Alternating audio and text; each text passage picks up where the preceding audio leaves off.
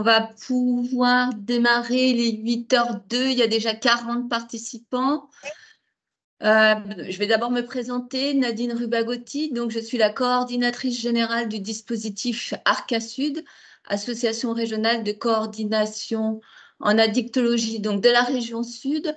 Nous avons aujourd'hui donc le plaisir d'accueillir notre président d'Arca Sud, le docteur donc Farid Cherik, médecin psychiatre, addictologue, chef de service donc des différents XAPA, Nice-Larcher, Nice-Malocéna, pardon, Menton.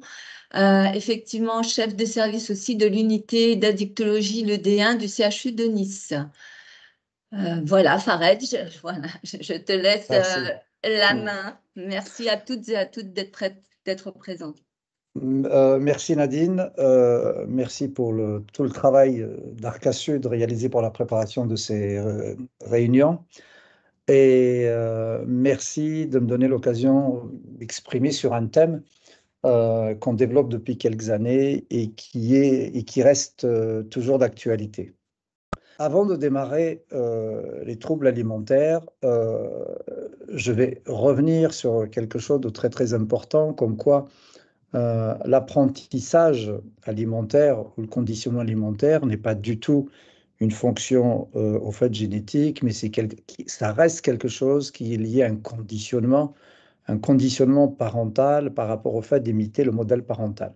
Donc, le côté éducatif reste quelque chose d'extrêmement important, avec même cette notion de rejet, de préférences alimentaires qui sont appris, mais très tôt dans la vie, avec tout le côté un peu, au fait, savour, le choix, les goûts, qui sont vraiment transmis dès le début d'une vie, et notamment par rapport à la relation mère-enfant, d'une façon très, très, au fait, précoce. Donc, ce n'est pas quelque chose un peu de génétique, et ce qui laisse la place un peu actuellement à ce qu'on appelle de l'éducation, à reprendre des choses par la simple éducation thérapeutique, par exemple, par rapport à certains désordres alimentaires. Maintenant, si on veut caractériser les différents troubles alimentaires, on peut les classer en deux catégories. On peut parler des anomalies prandiales et postprandiales. Ce qui se passe pendant les repas, par exemple, on peut parler d'hyperphagie prandiale. Ce sont les personnes qui mangent vite pendant le repas. Généralement, on les caractérise dans moins de 20 minutes actuellement. Une tachyphagie qui caractérise aussi quelque chose du même ordre. On peut parler d'une restriction cognitive, c'est le fait de s'obliger à manger moins pour maigrir, pour avoir un certain résultat. Là, je vais au fait en parler beaucoup plus.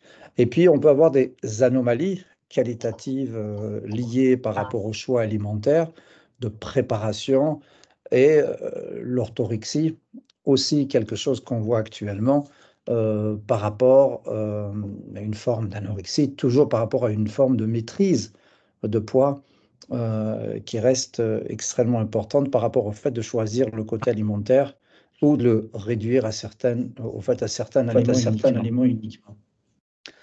D'un point de vue des anomalies extraprandiales, on peut noter le grignotage ou le snacking, il y a les frénésies alimentaires, il y a les compulsions, des gens qui n'arrivent pas à contrôler.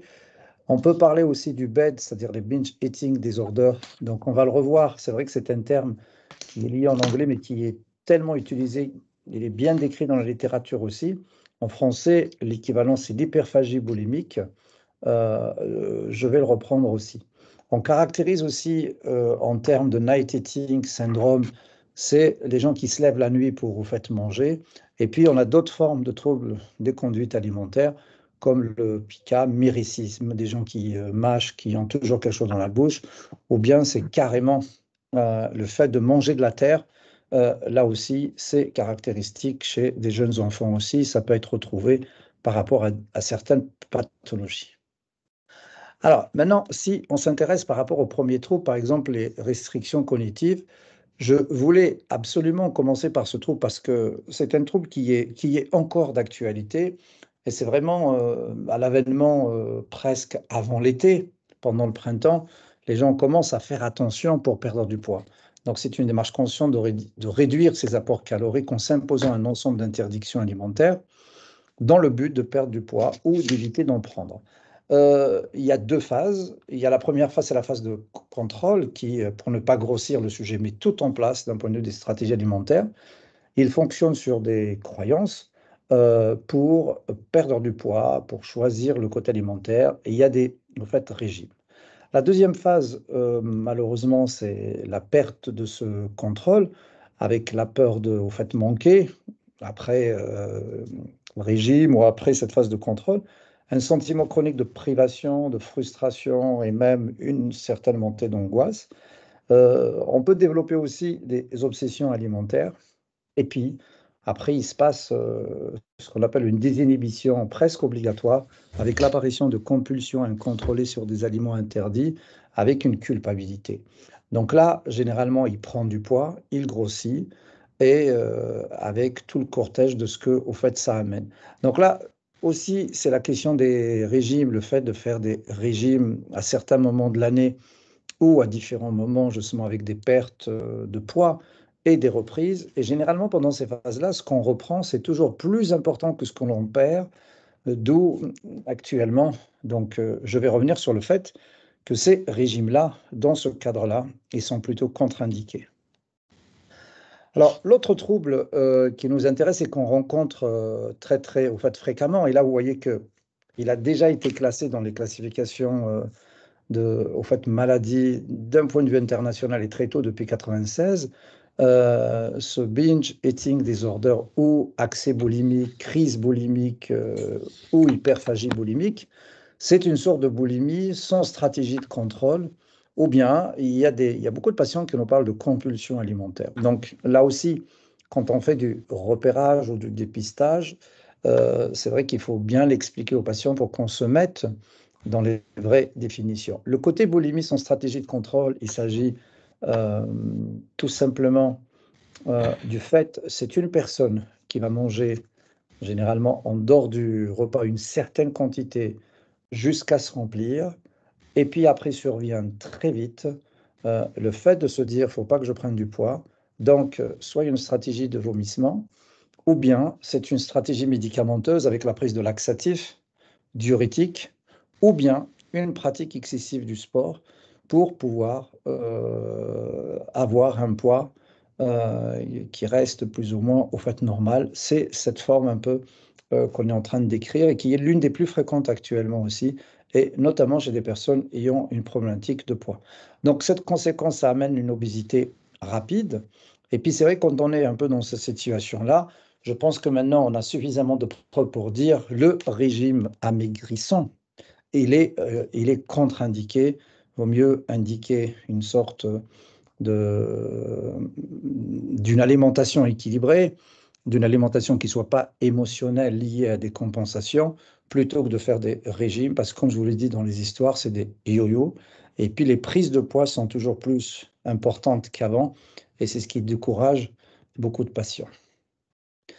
Alors, maintenant, pour faire l'autre aspect qui est le binge eating disorder, toujours, donc là, vous voyez ces définitions principales telles que je vous les définis, c'est une absorption en une courte période, généralement moins de 2 heures, d'une quantité de nourriture dépassant la plupart des personnes ce que mangent en même temps dans les mêmes circonstances.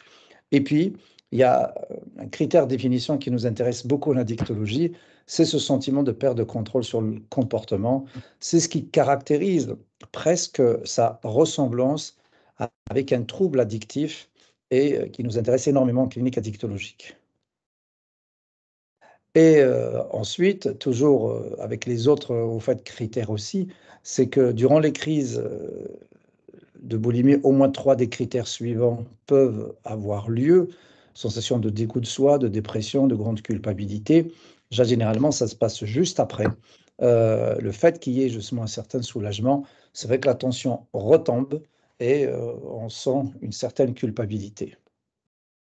Le comportement survient d'une façon générale en moyenne au moins 2 fois par semaine sur une période de 6 mois pour caractériser non seulement la chronicité du trouble, et un trouble qui a aussi sa temporalité pour dire c'est pas réactionnel juste pendant, ça peut être réactionnel à certaines situations de stress, qui peut être décrit aussi. Là, au moins, ça trace les comportements qui peuvent définir réellement. Là, on peut faire un diagnostic d'une hyperphagie boulimique au fait réel. Ensuite, on a un trouble qui est aussi justement intéressant, mais qui malheureusement n'est pas suffisamment dépisté. C'est les gens, c'est des compulsions nocturnes, on appelle en français, c'est des prises alimentaires principalement le soir, 60% des calories ingérées entre 20h et 6h au feu de matin, réveil nocturne, habit de prise alimentaire et sur un mode compulsif. Et là aussi, on note une augmentation de poids, bien évidemment, parce qu'on ne respecte pas le rythme. Ce qu'il faut savoir par rapport à ce trouble, c'est qu'il y a deux caractéristiques. Il y a des gens qui s'en servent juste avant de dormir. Ils ont absolument besoin d'une certaine quantité alimentaire qui fait presque office d'hypnotique pour préparer le sommeil. Donc là, c'est conscient. Ils ne peuvent pas aller dormir sans passer par ce rituel, par cette nécessité de, au fait, manger avant de dormir. La deuxième caractéristique de ce trouble est beaucoup plus compliquée. Ça survient pendant un trouble du sommeil qu'on pourrait appeler parasomnie. C'est des gens qui se lèvent la nuit, ils ne sont pas conscients, ils vont aller manger et puis retourner se coucher. Et c'est le lendemain qu'on peut retrouver des traces. Là, ça nécessite bien évidemment des prises en charge spécifiques avec des enregistrements sommeil, parfois même avec une vidéo, pour montrer aux patients qui sont absolument concernés par ce fait. Et c'est vrai que moi, j'ai eu certains patients, justement, donc là, qui n'avaient pas cru à ce comportement-là. Ils se disaient même qu'il y a des gens qui venaient chez eux le soir, manger dans leur cuisine et puis repartaient. Donc, ça réveillait un sentiment aussi d'insécurité quelque part. Alors, un autre trouble qu'il faut absolument en fait, rappeler parce qu'il fait partie des troubles alimentaires. En tous les cas, quand on fait une évaluation générale, c'est vrai qu'il ne faut pas au fait, l'oublier.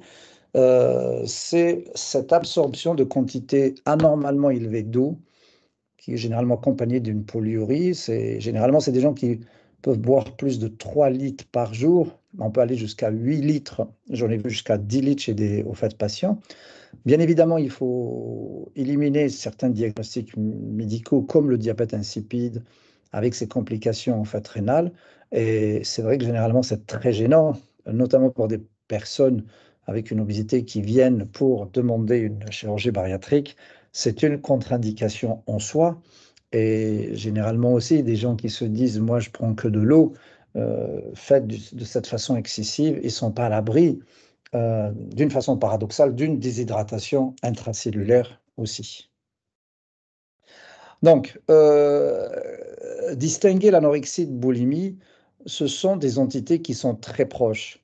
Et c'est vrai qu'il y a très peu finalement d'anorexiques restrictives de sa façon justement donc là de l'évitement alimentaire absolu. La plupart des anorexies, ce sont des formes d'anorexie avec apparition de crise justement de boulimie et ça reste quelque chose d'extrêmement important qu'il faut toujours avoir justement donc là en tête pour bien définir les choses.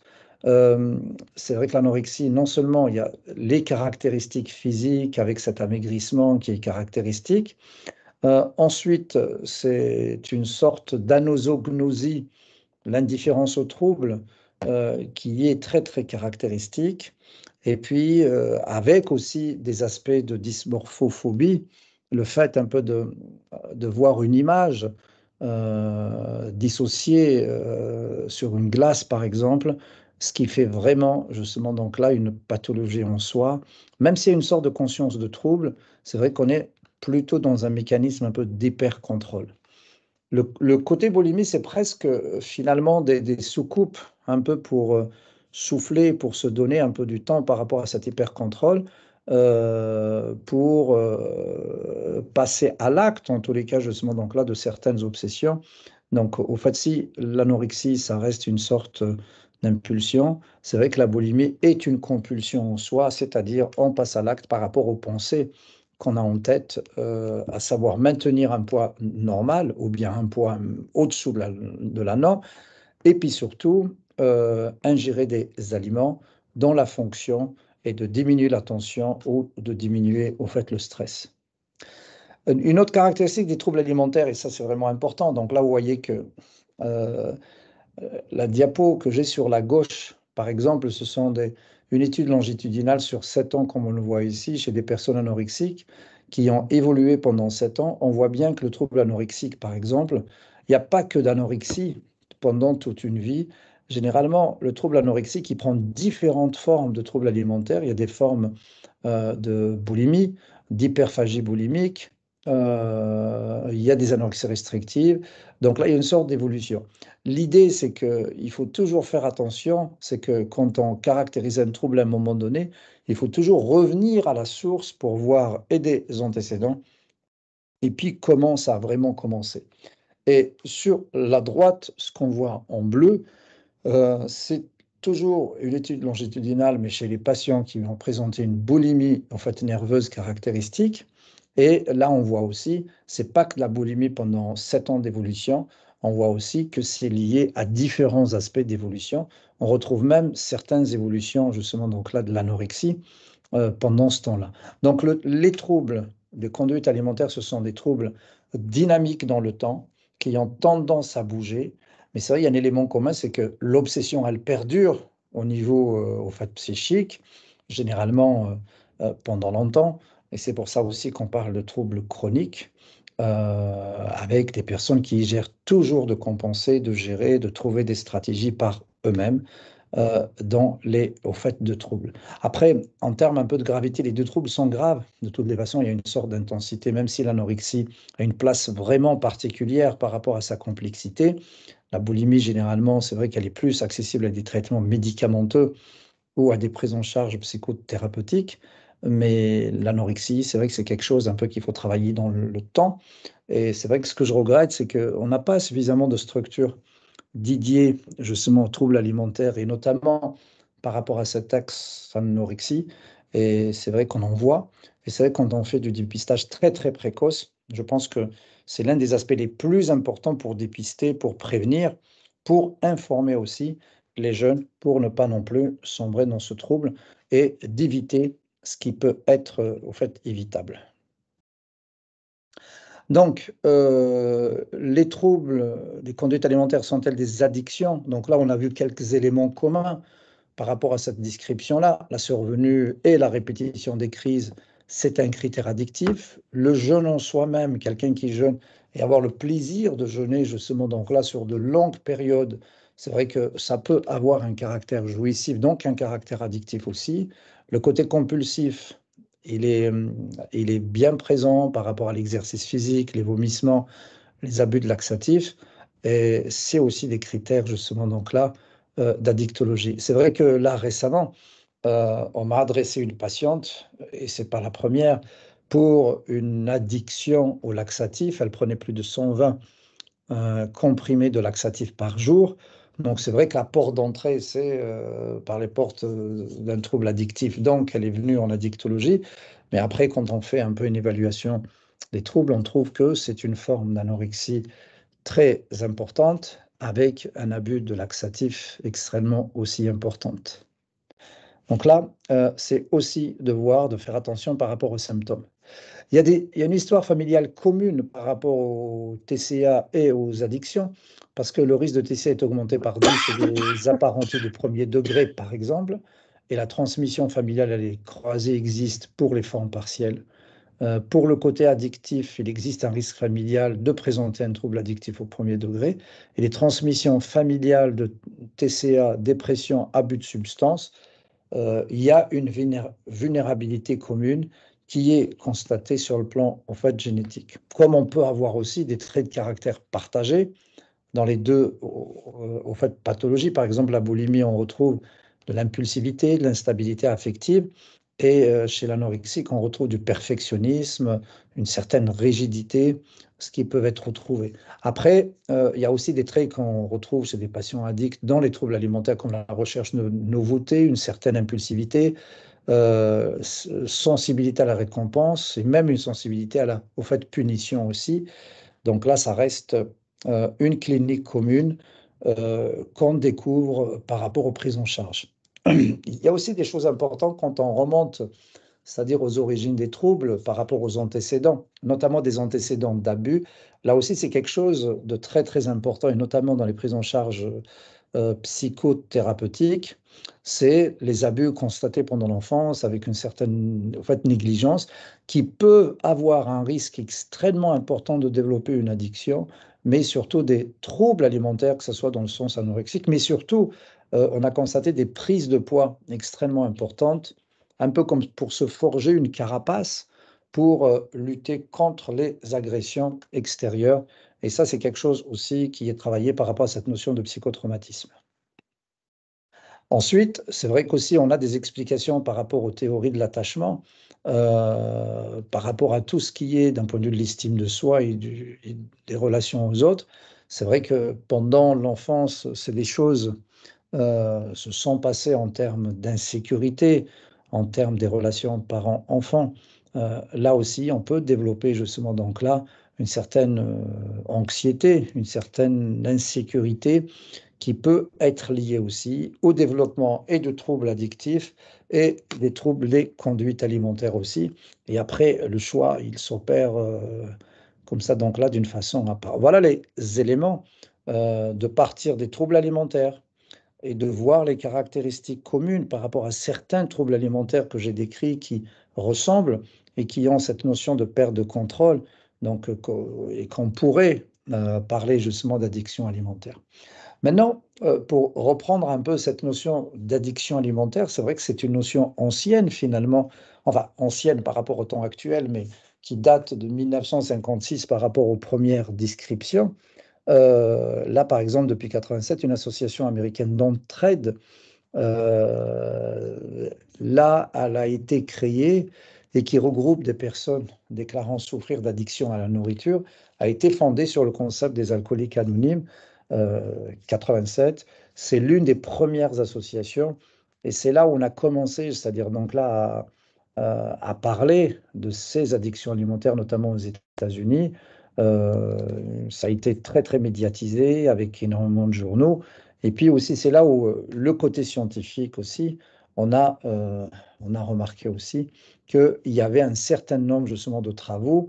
Dans les premiers travaux, justement, qu'on le voit ici, ça date voilà, des fins des années 90. Et ce qu'on a retrouvé, par exemple, là vous voyez, sur cette coupe justement d'IRM cérébrale fonctionnelle, on retrouve la saturation en dopamine qui est en rouge lorsqu'on montre à une personne des images agréables. Ça peut être des images alimentaires, ça peut être des images, d'autres images qui puissent susciter la stimulation de circuits de la récompense. Et comme la circuit de la récompense, donc il y a une sorte d'hypersécrétion de dopamine, et généralement on la retrouve par radioactivité, on peut suivre justement donc là de la retrouver en rouge. Par contre, quand on a affaire à des patients addicts comme l'alcool et la au fait de cocaïne, cette saturation elle peut être inexistante quand on montre des images et notamment des images d'alcool, ou bien pour la cocaïne aussi, on a très peu de saturation, justement, donc là, ce qu'on voit en rouge, ce qui marque que pour saturer, il faut vraiment consommer, apporter cette consommation, ne pas se contenter d'une simple image, parce qu'on n'arrive pas à stimuler, il faut une certaine quantité. Et là, ça a été dupliqué pour la première fois par rapport à des personnes obèses, mais obèses ayant des troubles alimentaires et notamment des troubles, des formes addictives d'un point de vue de l'alimentation. Et là, on retrouve exactement une même déplétion, une insuffisance de sécrétion en dopamine. Ce qui note, il y a une note, en tous les cas neurobiologique, extrêmement importante qui a été, au fait, remarquée pour dire il y a quelque chose de l'ordre justement de l'addiction. Et quand on fait, par exemple, maintenant une analyse, quand on voit des patients, et là c'est vrai que ça a été fait, par exemple, j'ai des patients qui viennent demander une chirurgie bariatrique dans des services spécialisés, et quand on fait ce travail depuis quelques années, on remarque que la prévalence de l'hyperphagie boulimique, elle est presque à 50%, c'est-à-dire dans un cas sur deux peut présenter ce trouble.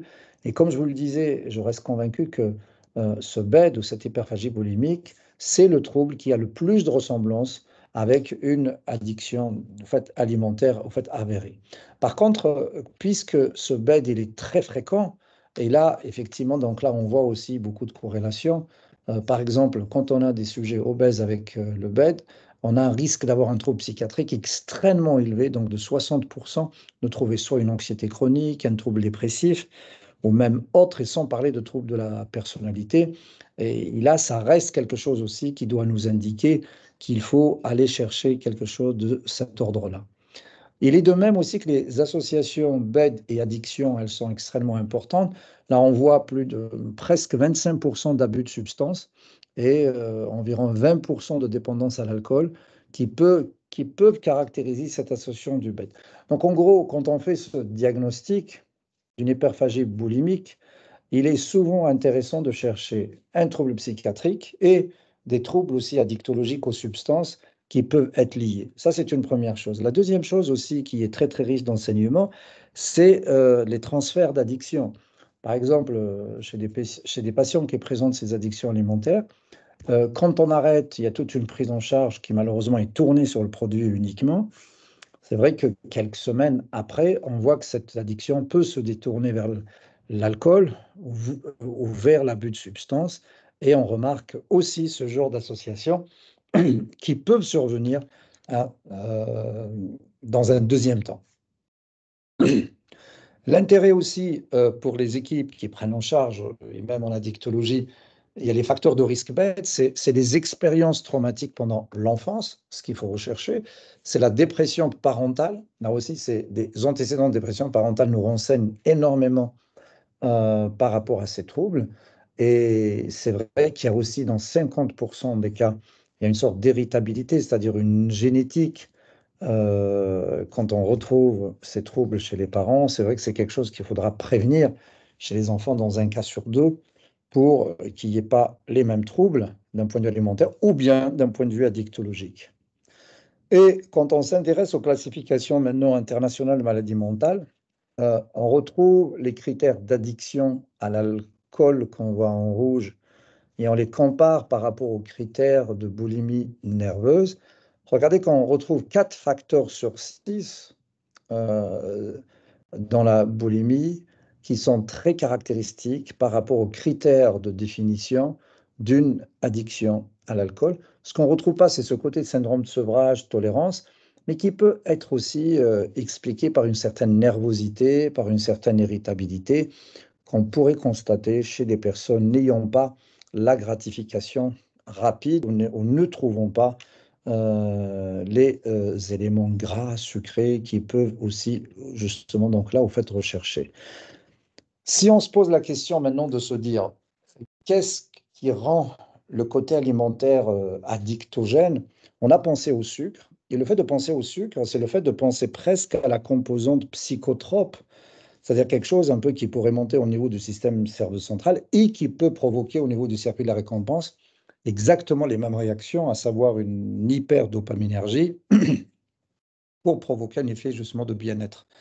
Donc là, 2012 aussi, il y a une équipe bordelaise qui a énormément travaillé par rapport à ce côté sucré. Et là, l'idée, c'est que c'est le bon. Là, le niveau de preuve, il reste au niveau du stade de recherche animale. Ça a été fait chez le rat, justement. Donc là, ça a été dupliqué un peu au fait partout. C'est qu'on a pris, par exemple, là, des rats cocaïnomanes et puis dans des conditions de laboratoire. Et puis après, on les a soumis à un choix, soit d'aller vers la cocaïne, donc c'était des tubes de cocaïne, soit d'aller vers des tubes de sucre qui étaient le fructose.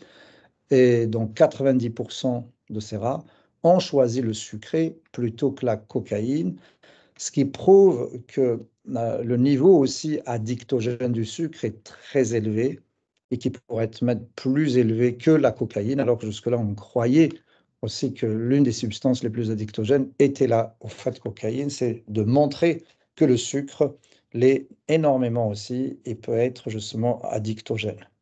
Ça peut s'expliquer aussi par un autre fait, c'est que la consommation de sucre au niveau mondial a énormément augmenté. Là, c'est des chiffres qu'on voit dans des pays développés ou en pays en voie de développement. Il y a des consommations immenses. Là, c'est une courbe qui s'arrête à 2006, mais qui malheureusement, jusqu'à actuellement, j'ai vu une courbe jusqu'à les années 2020, elle a continué d'augmenter avec tout ce qu'on peut mettre dans l'alimentation et notamment dans l'agroalimentaire en termes de rajouts, en termes d'édulcorants, et c'est vrai qu'il n'arrange pas les choses, et surtout qui n'arrange pas les choses par rapport à des aliments addictogènes et qui a contribué certainement aussi à l'avènement des fast-foods, à cette alimentation rapide qu'on peut manger à n'importe quelle heure, qui ne donne pas, qui nous amène pas une satiété, une réelle satiété, c'est qu'au bout d'une heure, généralement on a faim et on va aller manger. C'est vrai que ça déstructure les rythmes et c'est quelque chose qui ne reste pas en fait adapté. Le goût sucré, ça reste quelque chose d'extraordinaire. C'est pas le sel dont on est attiré. Le sel, c'est juste une sorte un peu de saveur qui augmente le goût. Par contre, le sucre, ça reste l'un des premiers signaux qui est caractéristique chez les tout petits. Et même, ça se passe même au stade amniotique par rapport aux premières sensations du goût sucré. C'est le seul signal alimentaire apprécié à la naissance, avec des expressions de plaisir observées suite à la présentation de saccharose. Et ce comportement, on le retrouve dans l'espèce animale aussi, par rapport à ce goût sucré qui est recherché. La deuxième analyse, c'est que on peut retrouver cet effet, l'effet analgésiant du sucre de par la sécrétion d'opioïdes endogènes. Et là, l'application de saccharose 2 minutes avant une intervention provoque une douleur modérée, réduit les manifestations de douleur chez le prématuré et chez le nouveau-né, ce qui prouve qu'il y a quelque chose de l'ordre de ce que je disais, au fait psychotrope. Et enfin, un autre message aussi, c'est le fait que les enfants, déjà tout petits, on les expose à tout ce qui est sucré, tout ce qui est récompense. Ça, je pense, c'est un élément extrêmement important qu'il faut certainement reprendre dans des éléments de prévention. Plus on expose à des quantités de sucre, à des sucrés, plus on habitue les enfants à continuer, même par la suite, à l'âge adolescence et par la suite, à avoir cette préférence au sucré, cette recherche un peu de sucré, même si actuellement il y a beaucoup de familles qui nous disent, moi, ne vous inquiétez pas, c'est du Coca Light ou bien c'est du zéro sucre, mais rien que le fait de garder la saveur sucrée, le goût sucré, euh, eh ben, ça peut mimer tous les effets du sucre et tout le potentiel d'augmenter cette vulnérabilité ou ce risque de développer justement donc là une addiction. C'est vrai que le message actuellement, c'est de réduire les quantités de sucre pour ne pas habituer nos plus jeunes enfants au sucré. Là, ça reste quelque chose. Et de laisser le sucre vraiment quand il est nécessaire, parce qu'il est nécessaire aussi pour le côté, pour la partie de métabolisme. On en a besoin pour les cellules, on a besoin pour le fonctionnement au fait cérébral, certes, mais là aussi, il faut trouver le juste milieu et le juste en fait équilibre. On voit aussi là par rapport aux publications, quand on s'intéresse justement aux publications, on voit bien que les publications depuis 80 jusqu'à 2010, par exemple, au niveau tabac, il y avait énormément de publications. Et puis ça retombe au niveau tabac. Par contre, les publications qui commencent à monter au niveau de 2005, c'est les publications qui sont liées aux addictions alimentaires, les addictions au sucre. On les voit en noir monter. Et actuellement, on a énormément aussi de publications. Mais c'est vrai que moi, j'ai constaté, parce qu'on a fait tout un travail pendant le Covid, que cette consommation aussi pendant le Covid, non seulement du sucre et de tous les produits addictogènes, a énormément augmenté pendant le confinement et pendant toutes les situations engendrées par le Covid, c'est-à-dire les situations de stress. Là aussi, ça montre notre sensibilité. Encore une autre étude qui démontre la fréquence à laquelle la consommation des aliments a été jugée problématique. Là, on voit une fréquence de consommation lorsqu'il s'agit d'aliments riches et transformés, et on voit ce que préfèrent nos plus jeunes, ou bien même les assiettes actuellement, c'est-à-dire de ce qu'on achète un peu dans les supermarchés. Là, on voit que le niveau, c'est-à-dire d'une richesse en sucre et en gras, là, vous voyez, pour une pizza, c'est 4, pour du chocolat, c'est 3,73, pour des chips, des cookies, des crèmes glacées, des frites, des cheeseburgers. Donc, c'est vraiment des aliments qui ont une certaine palatabilité, une certaine contenance en goût, très riche en sucre, qui sont recherchés au premier lieu. Et à la fin, c'est qu'à la fin qu'on retrouve des produits qui sont moins riches, donc moins consommés, comme des bananes, des fruits, des légumes, concombres un peu qu'on retrouve avec des scores très faibles en matière de gras et au fait sucré. Donc, au fait, cela revient à dire, c'est vrai que quand quelqu'un fait une compulsion, une boulimie, on a, on voit rarement des boulimies à la salade, des boulimies au concombre.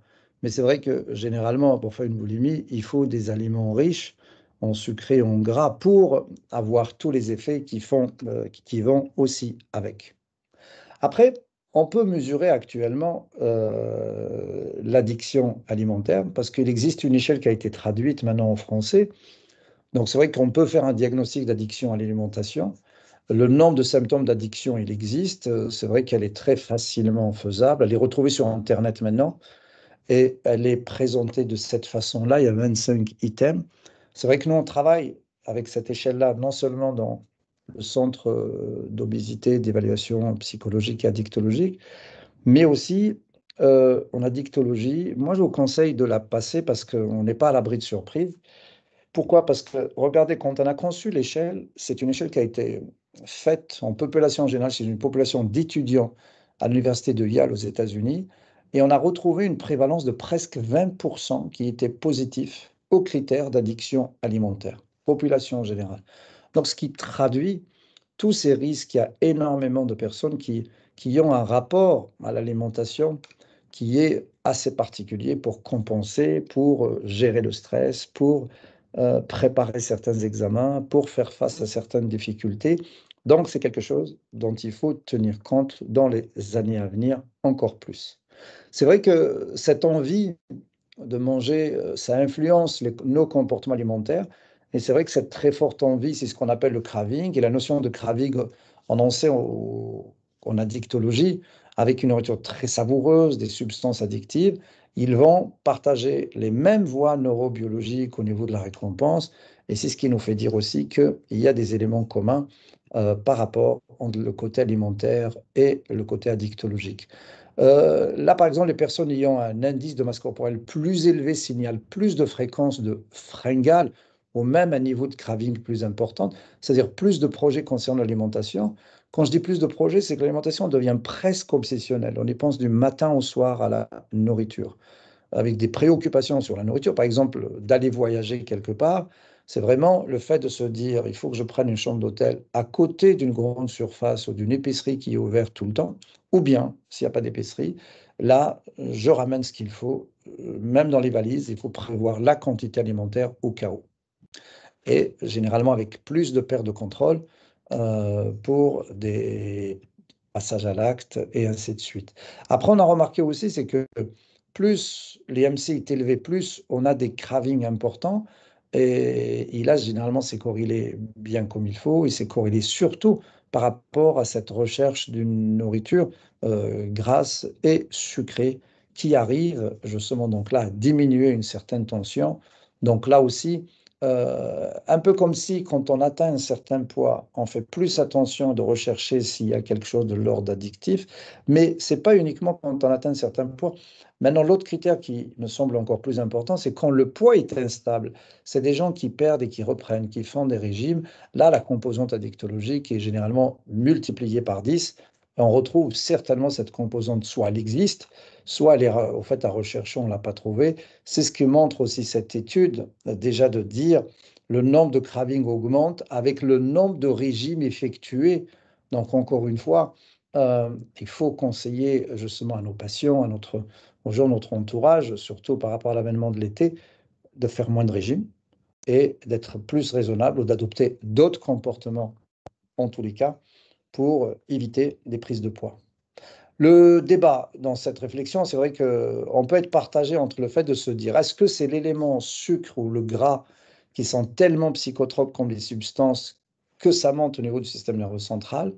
Là aussi, on a un manque de preuves je pense que la recherche nous le dirait certainement.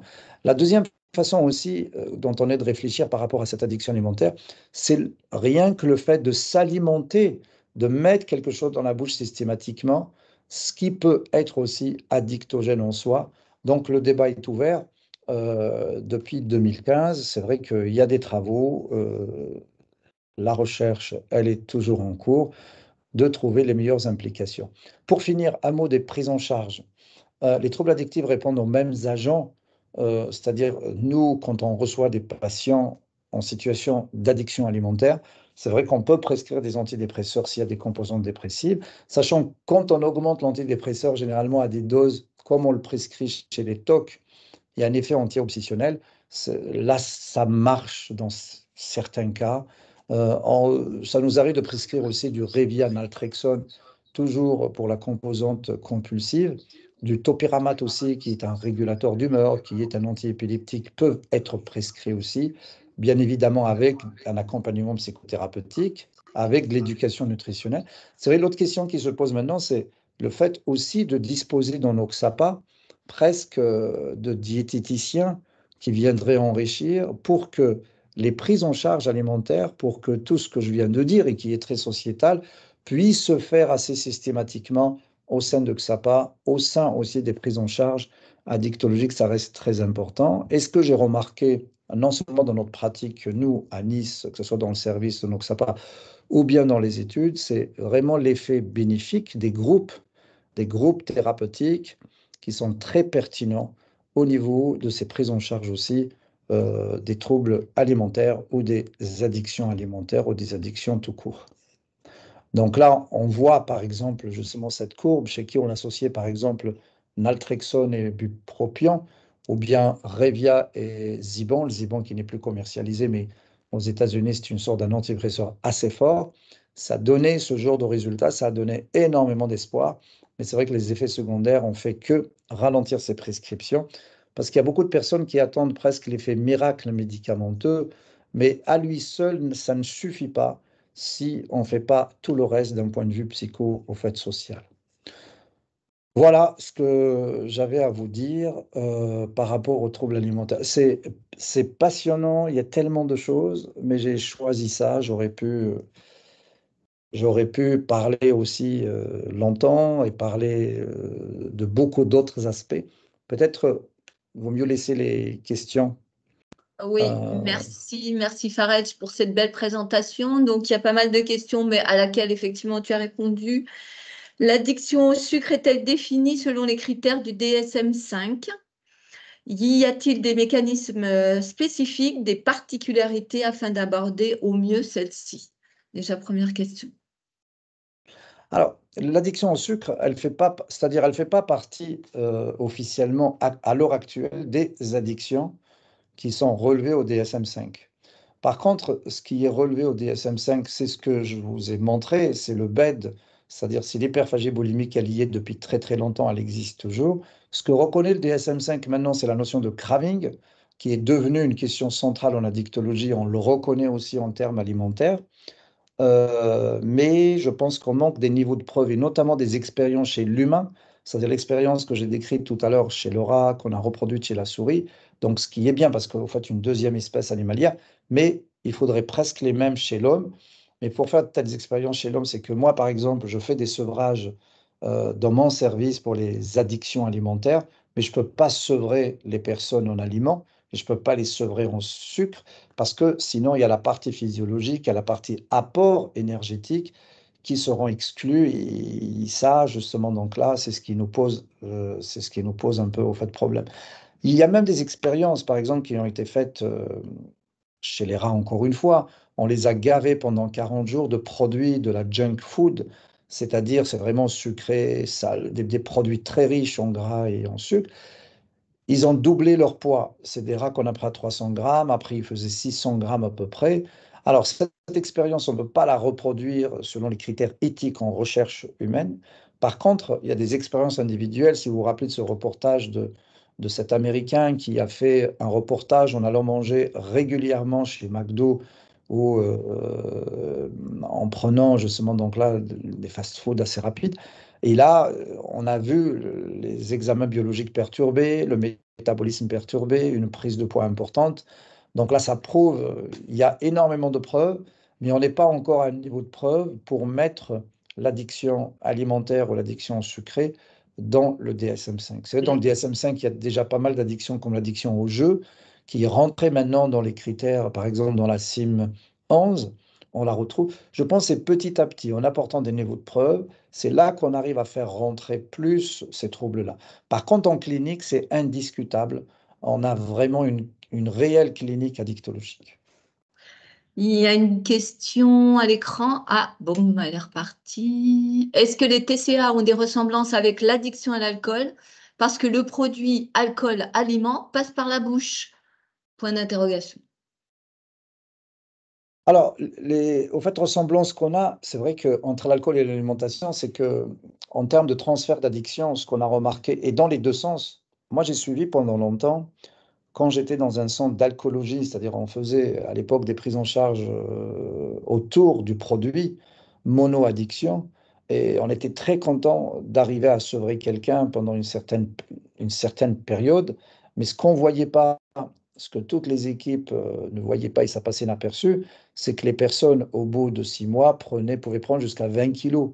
Pas toutes, mais c'est vrai que certaines jusqu'à 20 kilos, 30 kilos, et c'est ce qui montre qu'après, qu'elles ont détourné, dévié cette addiction vers autre chose, c'est là où il y a une sorte un peu de ressemblance. Et on le retrouve même en sens inverse. Par exemple, chez les patients ayant fait une chirurgie bariatrique, ayant eu un problème alimentaire, soit dépisté ou pas, après la chirurgie bariatrique, généralement 1 an, 2 ans après, euh, ils font un problème d'addiction à l'alcool.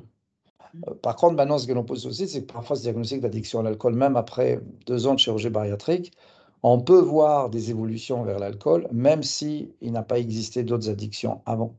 Alcool, par contre, la question qui se pose, c'est qu'on ne dépiste pas suffisamment les problématiques alimentaires avant d'opérer quelqu'un. Alors, sur l'écran, merci infiniment pour cette présentation. Vous ne parlez pas de la régulation émotionnelle de l'alimentation. Des inconforts émotionnels peuvent être diminués par une prise alimentaire qui engendre un réconfort avec des aliments denses en énergie, référence au circuit donc dopaminergique. Le plaisir de manger est une composante essentielle du système de régulation de la prise en charge alimentaire.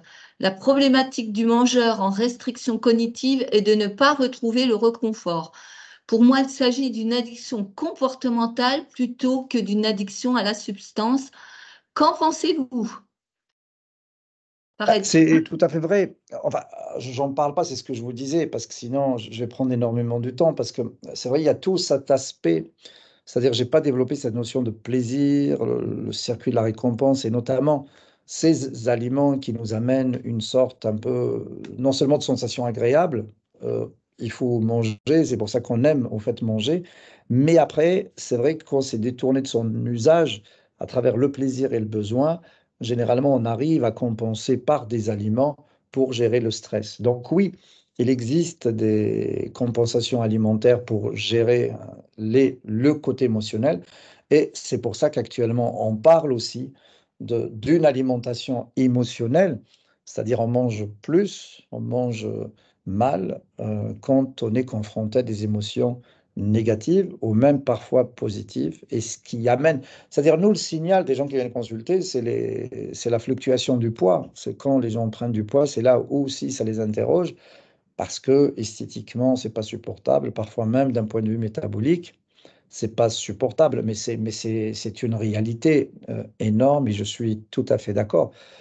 Après, pour le débat, s'agit-il d'une addiction comportementale? C'est ce que je disais, c'est-à-dire le débat actuellement au niveau de la recherche, il est partagé de dire c'est pas une substance telle qu'on peut définir le sucré comme je viens de vous le montrer, mais le côté comportemental, finalement, c'est rien que le fait un peu d'amener quelque chose dans la bouche, de manger, ce qui reste le comportement dont on devient addict et pas que la substance. Mais ça, on verra en fonction un peu des études. Mais sur le plan clinique, encore une fois, j'attire votre attention, ça ne change absolument rien. C'est que quand on prend en charge, moi par exemple, je ne fais pas attention à ce que ce soit un TCA, une addiction absolument, parce que on les amène justement à des prises en charge, c'est pas les mêmes, mais on prend tout en compte. Et puis c'est vrai que ça bouge tellement, c'est tellement dynamique que le diagnostic, au moins dans un premier temps, c'est pas le plus important, c'est de les amener à consulter, c'est de les garder en consultation, parce qu'il faut du temps pour qu'on puisse avoir un certain en fait, résultat. Et ça, c'est un élément important. Il y a pas mal de questions et à l'écran. Quel est le lien selon vous entre les compulsions alimentaires et les traitements antidépresseurs et ou la quétiapine? Point d'interrogation. Donc, ce que je disais, c'est vrai que quand on parle maintenant de troubles alimentaires, et c'est vrai que quand on interroge les personnes qui ont des troubles alimentaires, euh, au fait, au fond, ça devient comme une véritable obsession. Donc, ils y pensent du matin au soir que c'est une réelle obsession avec une sorte d'impulsion. Et le côté compulsif ou le côté hyperphagie boulimique, c'est presque un peu le passage à l'acte de ces impulsions. Donc, ça ressemble à un trouble qu'on connaît bien en psychiatrie, c'est le TOC, c'est le trouble obsessionnel compulsif. Et on a traité le trouble obsessionnel compulsif par des antidépresseurs, mais pas à dose antidépressive. Par exemple, je vais citer un médicament qui était très prescrit à l'époque pour le trouble, c'était le Prozac. On donne un comprimé de 20 milligrammes pour un trouble dépressif, mais pour traiter le TOC, il faut 3 comprimés, c'est-à-dire il faut 60 milligrammes pour avoir un effet anti-TOC, donc un effet anti-obsessionnel. Et nous, c'est ce qu'on fait maintenant par rapport aux troubles alimentaires, c'est le fait aussi, si on va traiter avec un antidépresseur, s'il existe des éléments dépressifs, ça nous aide aussi à choisir cette voie. Mais même s'il n'existe pas d'éléments dépressifs au premier plan, c'est des éléments anxieux qui sont tellement importants, ils peuvent être traités aussi par des antidépresseurs de type sérotonine. Mais c'est vrai qu'à des doses, il faut l'expliquer justement donc là aux patients. Et là, c'est vrai que j'avoue que ça prend beaucoup de temps. Vaut mieux prendre beaucoup de temps au début pour l'adhésion, pour le pourquoi de dire il me donne des antidépresseurs alors que je ne suis pas déprimé, de donner des éléments d'explication qui sont absolument nécessaires. C'est-à-dire le but, il ne s'agit pas de prescrire des antidépresseurs à tout va, mais c'est vrai que c'est d'une façon justifiée, c'est d'une façon argumentée. Et puis, il faut que ce soit à un certain moment de la prise en charge aussi, ça c'est vraiment important. Là, oui, on peut les prescrire de la façon que je viens de décrire. La quétiapine, on peut la prescrire actuellement, ça reste large, même si c'est un régulateur d'humeur, même si c'est un médicament de la bipolarité, ou aussi c'est un antipsychotique. C'est qu'à de petites doses, ça nous rend service pour les troubles du sommeil. Là, c'est des gens qui se réveillent la nuit, par exemple, il y a une indication de prescrire un peu de quétiapine à 50 milligrammes, c'est vraiment peu. Et surtout, maintenant, on a des indications, pas en France, mais aux États-Unis, par exemple, qui traitent les insomnies avec la quétiapine à 50 milligrammes. Mais après, c'est une question un peu de bon sens, et c'est vrai qu'il faut connaître bien les psychotropes pour pouvoir un peu trouver les bons ingrédients pour traiter. Mais il faut toujours argumenter, parce qu'il ne s'agit pas de prescrire comme ça. Est-ce que la temporalité entre en jeu dans la modification du comportement? Oui, la temporalité, c'est-à-dire ça dépend. Euh, Parce qu'au fait, comme je le disais, il y a un effet saisonnier quelque part. Donc là, un effet saisonnier, il est lié à une sorte de temporalité. C'est vrai qu'on est une société. Après, c'est vrai que le printemps, la fin du printemps, les gens sont plus préoccupés par le côté un peu corporel de se dire je vais perdre du poids, je vais préparer un peu en fait l'été à m'habiller, bien m'habiller, aller à la plage.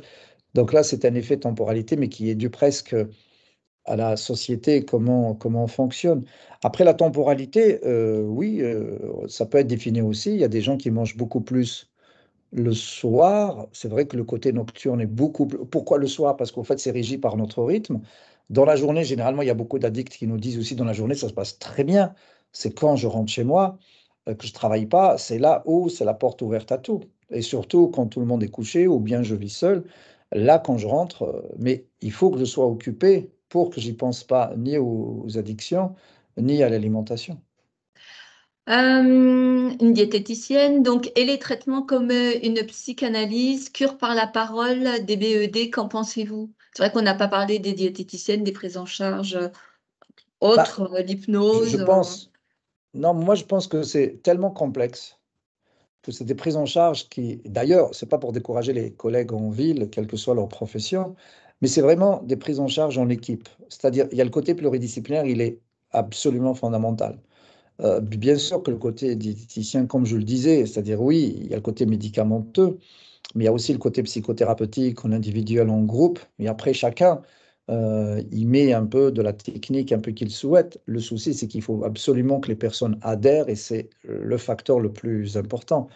Maintenant, j'ai cité tout à l'heure aussi en disant que la dimension, euh, la dimension nutritionnelle, elle est fondamentale et c'est pour ça que moi, mon vœu, c'est presque un peu d'équiper tous les XAPA de diététiciens pour qu'il y ait cette composante alimentaire qui soit prise en compte d'une façon systématique. Et je rappellerai une chose, c'est vrai qu'avant, si je fais un peu d'histoire, avant que ça soit XAPA, c'était CCA, les centres de cure ambulatoire en alcoolologie, pour parler d'alcool.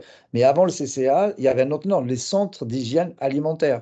Et les centres d'hygiène alimentaire, là, il y avait des diététiciens d'une façon presque systématique. Donc après, le fait d'avoir évolué un peu dans le temps, ça n'empêche pas, je pense que cette dimension nutritionnelle est absolument fondamentale, que ce soit dans les prises en charge, mais aussi dans tout cet aspect prévention, comme je viens de le dire aussi. Pour compléter la question de Virginie, une approche pluridisciplinaire avec une approche TCC, avec un travail sur la restriction cognitive, les croyances alimentaires et la relation à la nourriture. Point d'interrogation. Et pour compléter, une approche pluridisciplinaire Oui, avec une approche TCC. tout Oui, à fait. Mais c'est tout à fait juste aussi, parce que au fait, c'est vraiment ce qu'on voit dans les études et ce qu'on voit dans la pratique de beaucoup de centres, que ce soit en France ou comme ça en Europe. Chaque équipe essaye un peu d'avoir ses prises en charge adaptées. Il faut qu'il y ait de la cohérence. C'est vrai qu'une approche TCC avec le côté un peu nutritionnel, le fait de travailler sur les restrictions alimentaires, c'est absolument important. Mais c'est ce qui montre encore une fois de ce côté pluridisciplinaire qui reste important. C'est vrai, par exemple, un médecin seul en ville ou à l'hôpital, c'est très difficile un peu d'avoir tous ces aspects-là en même temps. C'est que moi, j'essaye d'avoir une prise en charge médicale, médico-psychiatrique, et il me faut quelqu'un qui fasse la psychothérapie, si c'est possible dans le même centre, ou bien quelqu'un qu'on connaît bien pour pouvoir échanger. Et puis, il faut quelqu'un qui s'occupe aussi de cette dimension alimentaire, qui est une spécificité aussi à part. Euh, Ça me semble, voilà, ça c'est le minimum. Et si on a maintenant le luxe d'avoir une équipe infirmière, il y a tout un aspect aussi à prendre en charge par des équipes infirmières.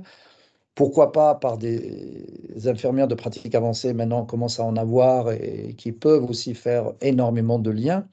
Je pense que c'est une question qui reste ouverte, vraiment ouverte. Mais pour avoir du résultat en tous les cas, c'est vrai qu'il faut quand même s'équiper d'une équipe, même si on est en ville, au moins d'avoir des correspondants avec qui, au fait, travailler, demander des avis et des prises en charge. une dernière question et après on en arrête. Addiction au chocolat et au sucre. En pharmacie, on m'a conseillé de prendre des gélules de Gutzu. J'ai fini une boîte, cela m'a aidé. Cependant, il y a des effets secondaires. Sinon, est-ce que l'hypnose peut aider? Sans que les gens cherchent un petit peu des solutions. Non, après, il y a tellement de choses. Le Guzu, je ne connais pas. Sincèrement, je Moi non ne plus. sais pas. Mais je sais que oui, il y a des messages, je n'ai aucune idée, donc je ne peux pas répondre. Par rapport à l'hypnose, oui, parce que l'hypnose aussi, ça fait partie de ces techniques un peu de psychothérapie et qui peuvent aussi être complémentaires.